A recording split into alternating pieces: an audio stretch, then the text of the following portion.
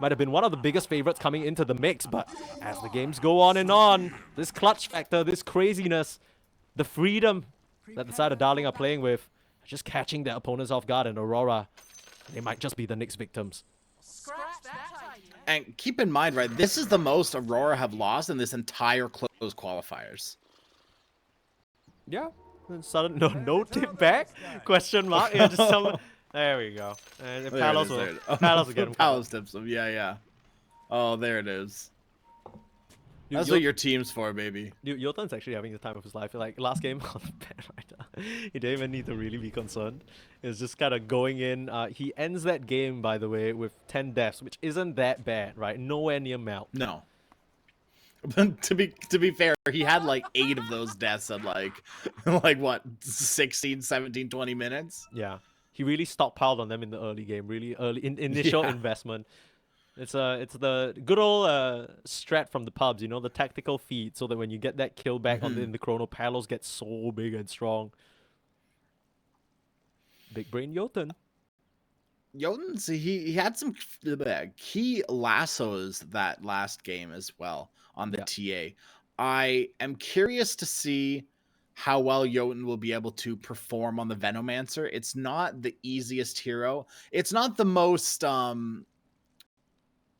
like, you don't necessarily see Venomancer's impact in these games, right? You really don't. He's a very much a slow burn hero. And that's kind of why most of the time when people pick it, especially Cuckoo, everyone's like, oh, you know, Cuckoo's fault.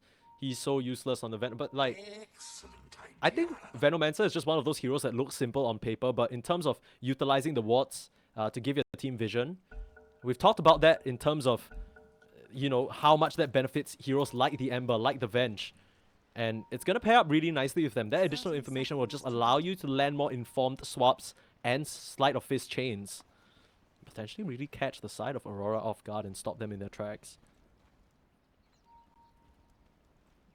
I mean, big eyes are going to be on this mid lane as well, right? Oh, both Armel and Yoe are going to have to be making the plays around the map because the rest of his team can't.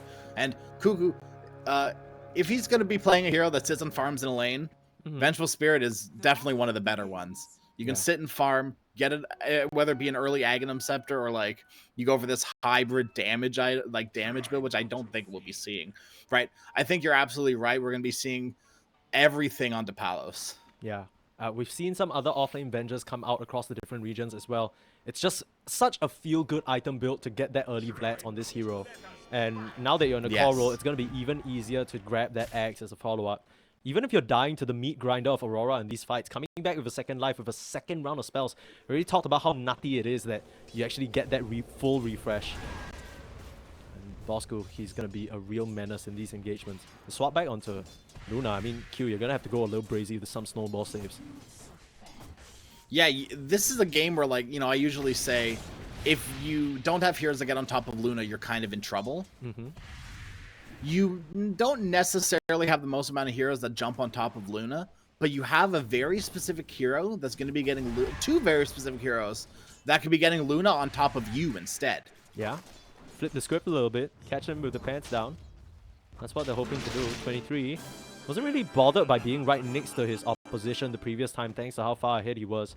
But that's kind of, you know, a little bit of a fear for me, because when you give Luna a good start, she's able to just transition into that jungle and the camps so much faster and so much smoother. Venge not really known to be the strongest laner. I think, crucially, when it first was popularized, it was Faith Beyond at TI and that LGD beautiful run, where sure he was dying like 3 to 4 times because of the Venge's relatively weak laning prowess, but he was still able to get a good timing on the axe, and that changed everything. Things have drastically changed since that point where, you know, if you die a couple times on the Venge, it's not quite as easy to just come back. Yeah, it's not like you're going to be building a Maelstrom to farm. Do you know what I mean? Like, there's really no way of getting items anymore in Venge. Like, unless you get some crazy, like, 3 or 4 ganks in a row and you're getting doubles.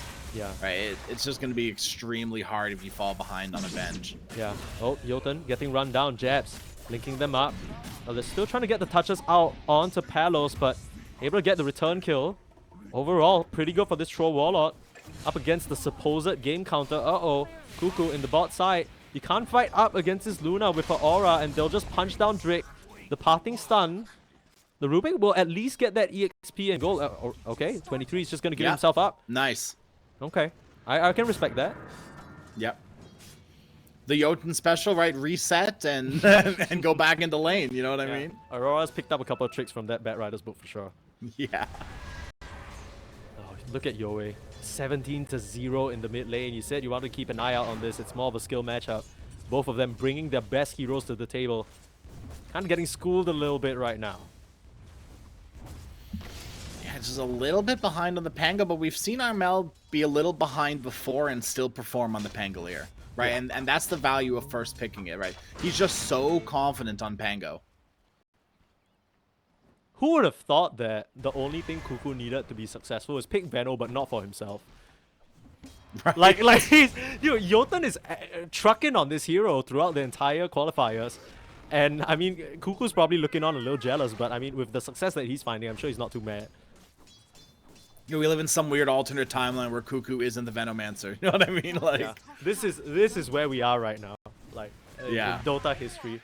Remember this moment, guys. Team Darling for TI, thinking. I mean, at this rate, who knows, dude? Yeah, I mean, they're right, certainly going to put themselves if they stick together. If they put themselves in a good position and gather some points in the EPT, suddenly all of them become much more attractive free agents. Okay, Jotun, just gonna commit that TP away. Interesting choice. I guess he just didn't want to take too much damage. And the kill potential was very high there, right? Jotun, he doesn't want to feed too many times. Really? Kill me 10 times only in 2 games. How dare you kill me 10 times again? Yeah, no. You've gotten the first 2 game privilege. It's over now. Yeah. I'm locked in. No more deaths. Yeah, 9 deaths this time around. It'll be actually hilarious if suddenly Jotun just goes 0 deaths. Like in one of the games, like completely unkilled, playing the most safe support we've seen in his life. Like Palos is dying, he's just like, too bad, but he can't do much. Just stands behind him. Man. Your turn. EP. Here comes the static link. That's an Adro counter the troll, like you mentioned. Already used the shard though, so not any additional lockdown other than the snowball. And with the slows coming out from Jotun, nicely applied onto jabs, means that the Razor cannot keep that chase going, especially not into the boots of the troll. The top lane's only going to get harder with levels, right? The more static link levels you get, the more damage you're going to be stealing. The more damage you're going to be able to do to Jotun as well. Like, Palos, he's a hard kill, right? Just because of those whirling axes, you can't reliably do damage to him. So the bigger kill will definitely be, or the easier kill will definitely be the Venomancer. The bigger kill, obviously, is Palos. I think one of the downsides of Troll, speaking about this particular lane, is that you're throwing out a lot of axes. That's a lot of free stick charges. It feels like Jabs and I guess Q didn't really have to invest in a lot of additional resources regen-wise, right? They just have their sticks up, they're ready to keep going. One of the big limiters of Task is that mana pool and the health bar, because you always need to commit yourself in. Doesn't seem to be a problem for Q this time around. I'm gonna go into on Jotun here. Should be a nice and easy kill for the Veno, or on the Veno even. He can't actually make any sort of move as Palos now being squared up upon, but he has a big stick of his own and will pop that. You see just how slow the Razor gets, right? Tagged up by the Venomous Gale and the Poison Sting. Yeah. It's so annoying. It's going to be hard to close that gap without a BKB for sure. Ollie, different hero other than Abaddon. Paul crazy. We live in a society.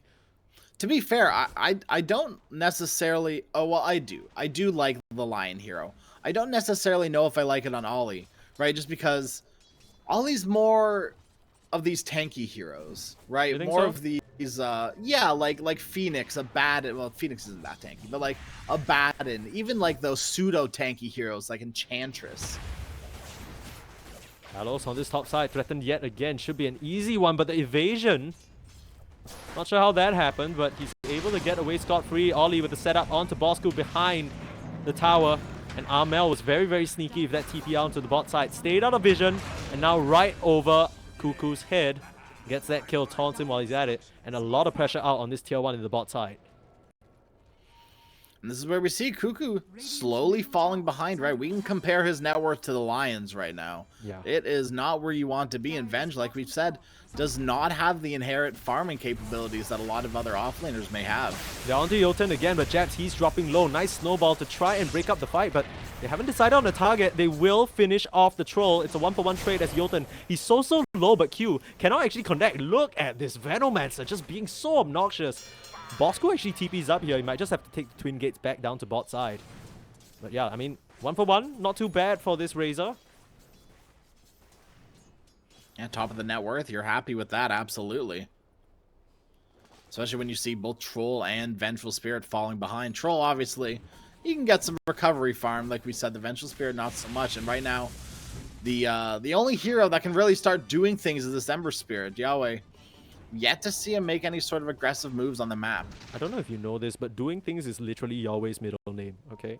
He's literally Team Darling doing things Yahweh. That's his full name. Like in official documentation. Is that what the D in Darling stands for? Is Absolutely. doing things? And it's just him. Yeah. He's the only one doing things right now. Yeah. But yeah, we've seen him pop off on this Ember before. There are quite a bit of tools to control him up, especially in the hands of Ollie, who's really foiled a lot of his early game moves throughout this entire series. But I believe there's a reason why this guy prioritizes the Ember so highly. Actually popping that haste, running forward, daring the side of Aurora to challenge him, and look at him. Look at how aggressive he's being. He just loves doing this. Taking advantage of the power runes, looking for Ollie actually, chasing behind the tower. And honestly, there's not much the rest of Aurora can do other than look at this happen. Just Remnant out to safety as well. Giving them the respect they deserve too, right, Yahweh? Little bit of disrespect diving them like that, but at the same time, right, you're not pushing it too far. Right, your haste rune's running out. You recognize, hey, they can kill me now. Time to back up. I've done my job. Bosco, aggression onto him yet again. Nice stun from the tree line. Catches out this Venge. Turn around with a magic missile of his own though, and Jotun's coming through with a beautiful two-man little Gale there. They've traded off for Ollie for now. Armel's here to play as well. Rolling Thunder available as Yahweh running a little bit out of resources. Would love to clean up Q, but a beautiful deny from Jabs denies him of that opportunity. Yahweh forced to turn tail and run and head back to base for a reset. Aurora feels like they get the upper hand there, trading two supports for one core and one support.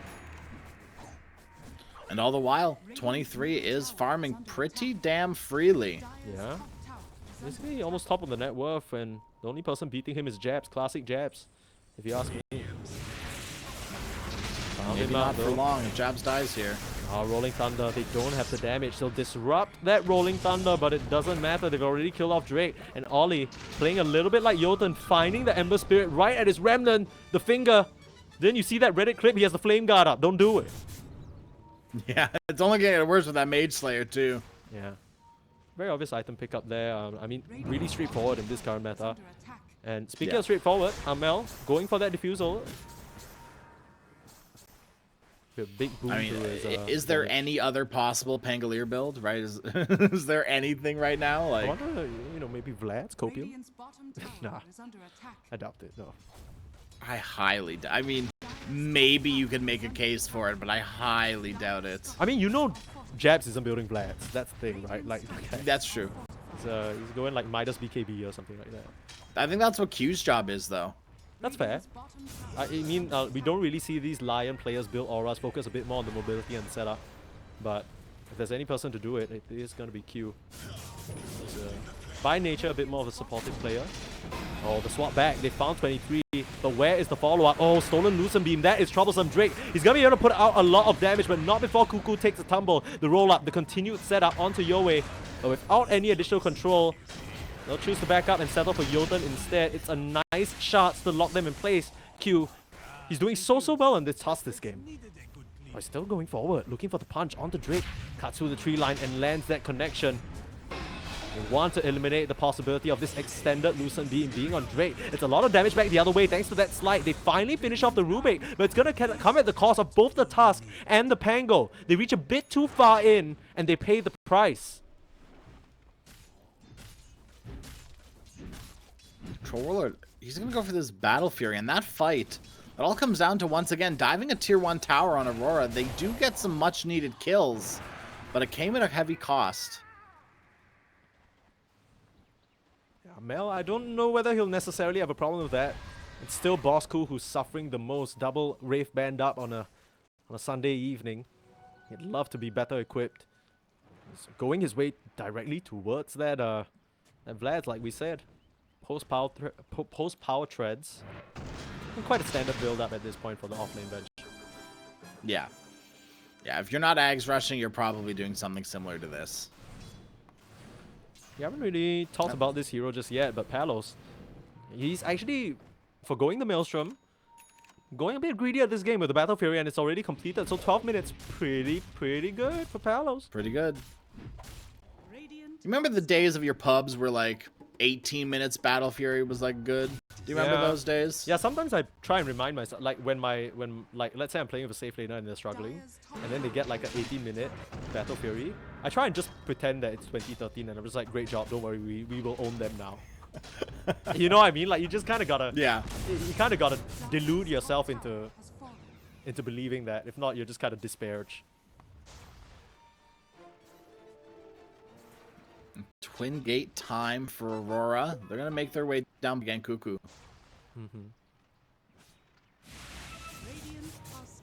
Gonna be honest, Darling, so far the Vengeful Spirit pick is not hitting quite right. Nah, it's a fine wine, like you say. It gets better over time. For now, it's dead though. Unlike other fine wines, wines do not die, unfortunately. Did you say fortunately or unfortunately? I don't know. Yeah, up to interpretation.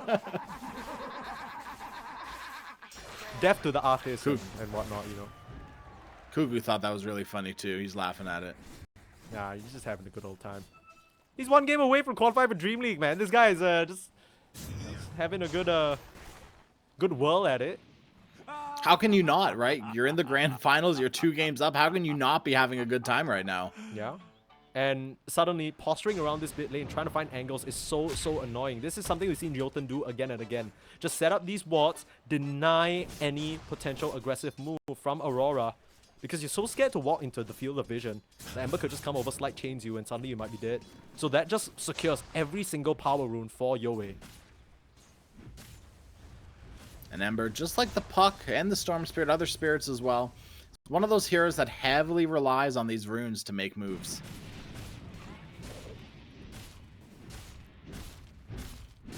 Big Palos, the Battle Fury, found himself at the top of the net worth now, 15-minute mark. It's still a 2k gold lead over to the way of Aurora.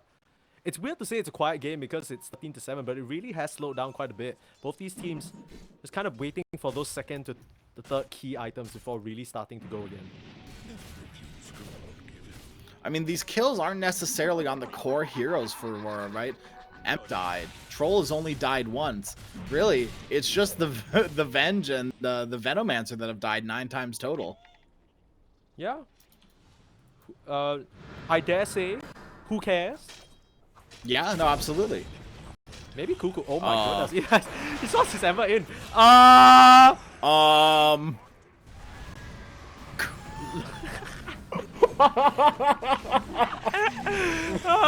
my god! I guess with the he even tips him. Oh, dude, this Team Darling lineup has been so fun to watch. I don't think we'll get another grand finals quite like this in a long while, but he might just, dude. If he dies here, that'll be the cherry on top of the cake, man. Oh, Yoe. He had a safety remnant, so I get what the idea was, but yikes. Oh, Jets, he's just full on committing, but that's kind of the new Venomancer ultimate coming to play. Noxious Plague just slowing you down so much. Beautiful chains as well. Yoe TPing back into the mix. That's the BKB reveal from Jabs as Aurora surging forward looking for more. But crucially, they've given the Rolling Thunder over to Drake. They need to be so careful. That is a big ultimate to steal. A very easy ultimate to steal too, right? This is going to be something that Ruby should be able to reliably get as long as the vision is there. And with the Venomancer, the vision should always be there. I mean, this is kind of one of those things in the game that happens once, and you know from this point on that every single time Amel wants out, he's instantly pressing Shield Crash as fast as he can. Like, all it takes is one fight loss to the stolen Rolling Thunder, and then your whole team pings. Rubik has stolen Rolling Thunder, and then you're just like, ah, shit, man. Okay, I get it. Oops. Yeah, okay, my bad, guys, for trying to set up the team fight, you know. BKB rush onto Jabs, a lot less greedy than what we're used to seeing from him, but it's definitely the right choice, especially playing into the Veno. So annoying. It's the only way you're going to get anything done this game, right? You're going to get slowed to a crawl, and this is why I like Manta style as well. It means that you don't have to commit the BKB when Venomancer goes on you, right? You can just kind of Manta style it off, shrug it off, not really deal with it. Obviously, if you need to pop the BKB, you need to pop the BKB, but at the end of the day, if it's not the Venomancer you're popping it for, then, you know, kind of really don't care. Yeah. I mean, now Razor kind of gets really annoying for the side of Darleng to deal with, as much as they have quite a bit of physical damage and slow and control. Once he gets higher levels into those Storm Surges, the Storm Surge, you cast a spell on him, you're gonna get zapped, and you're kind of like, oh, okay, guess I'm not moving, oh, this sucks. It's very realistic that he, similar to Cuckoo in that Viper game, just, not that he'll become universal, but just become this huge target that's able to output a significant amount of damage. Amel, he's found Cuckoo again. No Ember Spirit nearby to swap this time, you'll just have to die. Shame, but they might be getting jabs mid. No, the BKB right in time. Ollie there, the Hex, and oh, the finger. They found your way again, and they'll make the work onto Drake as well. Amel, he'd love to find another, and he knows how slow Jotun is, but he doesn't care. He'll just settle for the tower. Good moves from Aurora, right? Recognizing jabs ain't dying that quickly. They even had the stolen finger of death on Rubik. I don't know if he was able to cast it, but weren't able to kill off jabs. Yeah, I mean, he just got melted down. It was a good commitment, right? They wanted to put the Rolling Thunder to use, and they even stole the follow-up spell like you mentioned, but a little bit too ambitious there, Jabs. He is arguably the worst target to go on this game. Dire's middle tower is under attack. And, you know, the pressure is rising for Palos right now. Right, the rest of the team not doing too hot. Yeah. Once again, Palos, no problem being in this position. He's brought back many games for his squad before. For sure. I mean, Yoei, he's doing a lot of damage in these fights, but he's playing poverty mode big time right now. We thought Cuckoo was suffering. This guy is right there with him. Which is a little surprising to me because of how even the lane went. Like, it wasn't like it was a hard lane for him, but I think that Venge stun really slowed things down for the Ember. Yeah, yeah. You mean the bench sort of swapped into killing him off? Yeah, yeah. Side of Aurora, they will be able to just work down this Roche, and Darling, like you mentioned, they're smoked out, but I don't think they can actually commit here. It's a bit too late, Aegis, in the hands of 23.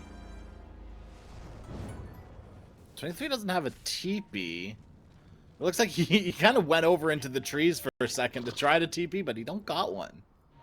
Maybe he's just trying to position safely. Expecting maybe Darling to come through and gank him. And the rest of his team, they're gonna. Oh no! Okay, Scurf, look away, look away. We're not Scurf. No, get it, get that. Like oh this, my dude, not goodness. like this. Oh man. Yeah, it's not okay. Look, they don't know. They don't know. Smile. It's fine. I think they did.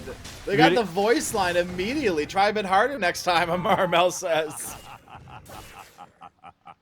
I'm trying to look for vision. It must have just been daytime if they knew, and I'm just gonna, for the sake of Palos' dignity, we're gonna pretend they don't. Okay, let's just go with that. Okay. We know, but we're not important here. Aurora are what's important, right? They want to make full use of this Aegis timing.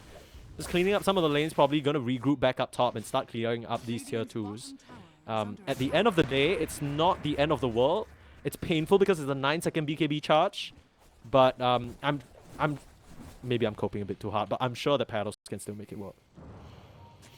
Yeah, you're definitely hoping and coping just a little bit, but Palos, like we've already talked about, he's been in this situation before. How can I not? I mean, this guy, we've seen him bring back games. So you see that Rampage early on? This guy is a menace. Yeah, it's true. One of his most recently winning here. I'm just trying to. Now I'm getting defensive. but to be fair, Troll isn't a hero that doesn't care net worth. Yeah. But he doesnn't have an ability like Chronosphere that just locks you down for like ever. Yeah. You know, there's nothing you can do to deal with it. Yeah, they would know. You kite him out, right? You do deal with him. You've got the shard, so it doesn't matter if he pops his BKB. You can just shards block him off, like if it's good enough, and he can't do anything. Also, paging Aurora, they also have a Razor who literally just saps away all your damage. BKB does jack against that. It really is just to be able to stand in the face of the Luna's clips as well as the Rolling Thunder. You don't want to be bumped around and just smacked down before you can even get an auto attack off. It's a mandatory item like we mentioned, but once again, Darling, a bit of a shaky mid game, has found them. in a disadvantageous position where 23 making use of this Luna that has served him so well. Knocking on your tier 2s with this Aegis timing, and the rest of Aurora, they are hunting. Oh no, they see Bosco, the blink up punch! They found him! Poor little Cuckoo, where you going? Those wings don't work like they used to before. Jebs even wanted to get that kill. All they'll find is a courier. And again, Cuckoo. I know. He was like 50 gold away from his Aghanim Scepter too. That feels so bad. Yeah. Look, we're in a... This is all just an elaborate plot for Darling to bait Aurora into feeling too comfortable. Yep, that's what I'm going with. That's the plan as their tier 2 Sounds tower. like you're hoping and coping, dude. I'm hoping and coping. This is but once again in a situation much like last game where it feels like Aurora, it's their game to lose. Yeah, absolutely. But like we said, Troll has been here before. Palos, he's very comfortable in these kind of scenarios, right? The pressure's on him, and is very good under pressure. Yeah, Yue still working towards that Veil, so nothing like a BKB that he's too worried about. Confident in his own abilities to dodge out tricky situations in this team fight. All right, Skirf, pull up the win probability real quick if you don't mind, my good sir. 23%, not too bad, right? I mean, I think there's still a high ground defense potential, although Aurora, they very much can just surge over, and once you plant the Luna on the high ground, it's going to be a whole different story, especially in the past 10 minutes, as we can see that Skirf is highlighting. It's really, really shot up. You know, to be fair, 23% in Dota, not too bad. I'd be willing to take those odds, right? Yeah. It's not the easiest comeback for sure, right? You're 10k behind 20 minutes in, but there's still that opportunity, right? Troll's top of the net worth, or at least fighting for top of the net worth with 23. That's the best position you could ask Palos to be in right now. Yeah, and it's always going to be an easy Lucent beam steal because 23 is the only one presenting himself. Snag that up for the Rubik. A lot of additional mini stun damage in the team fight that goes unaccounted for most of the time, and suddenly you're dead. And Darling, they've got this Aegis timer on lock. They've bought a smoke. The question is, will they use it? Absolutely. Drake pops it immediately. Palos isn't here, though. It's just a question of whether they really want to breach this high ground. They'll know when this Aegis expires, but when you run up like that, instead of having prior vision and setting up a swap, it's a very, very difficult affair. But Bosco finally has his hands on that Aghanim Scepter. The fight's going to look very different, especially with the Venge being able to refresh her spells. Spoke's going to break onto Q, immediate blink out to the high ground, back to safety, and take a look at this Sanctuary of Vision. Held up, Jotun. Gonna tempt fate a little bit with that ward on the high ground. Amel actually...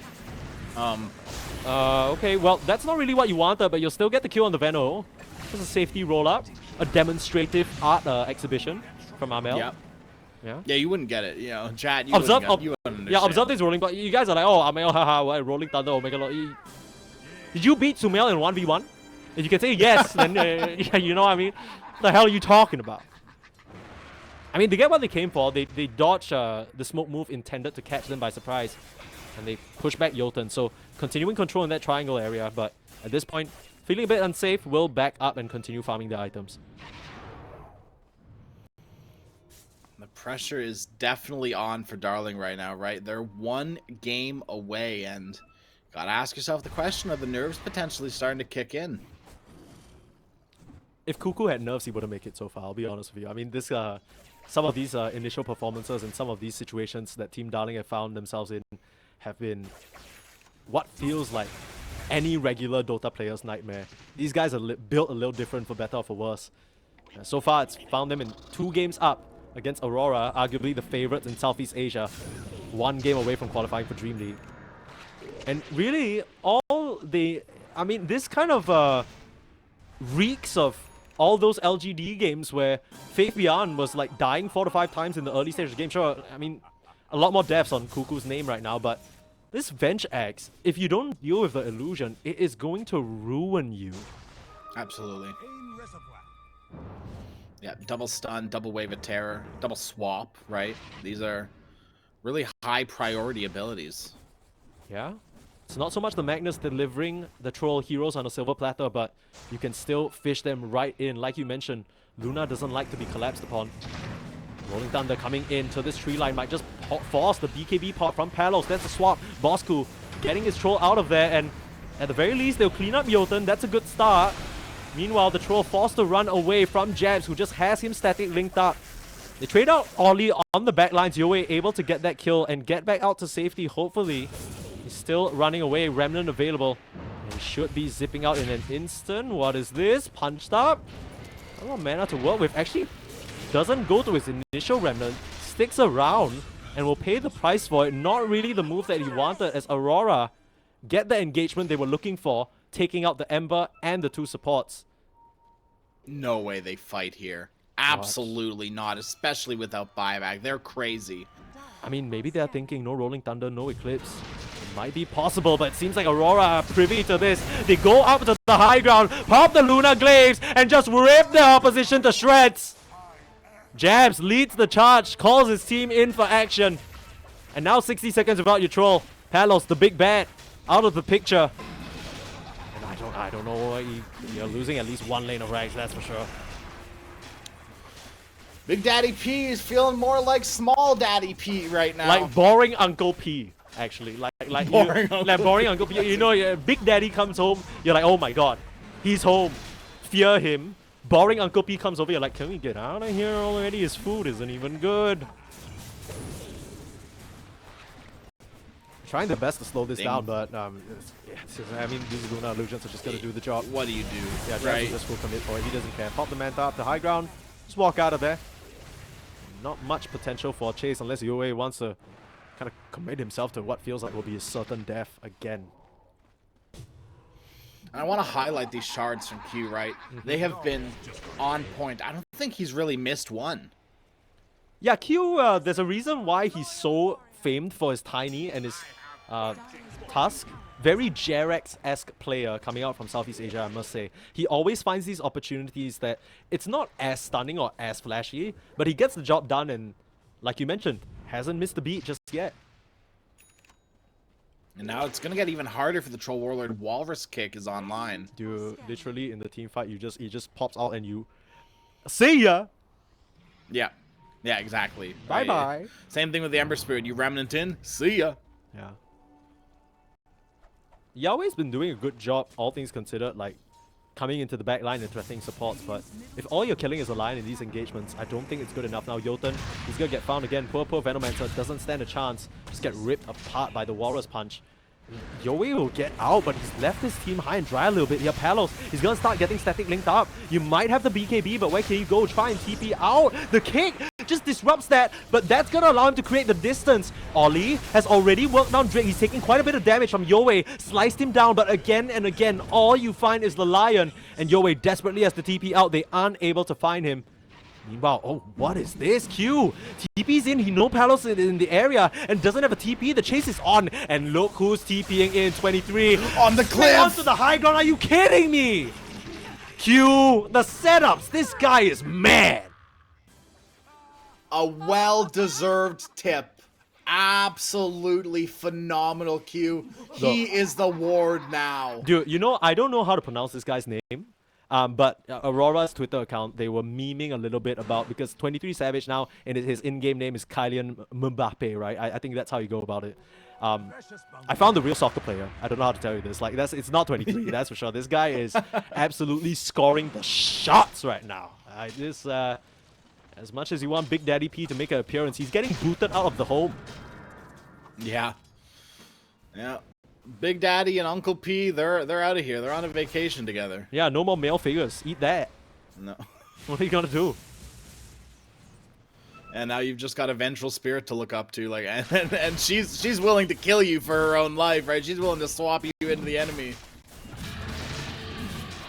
Roshan will roar, but that's all he can do, as he's gonna go down easily. Another Aegis going the way of 23 Savage.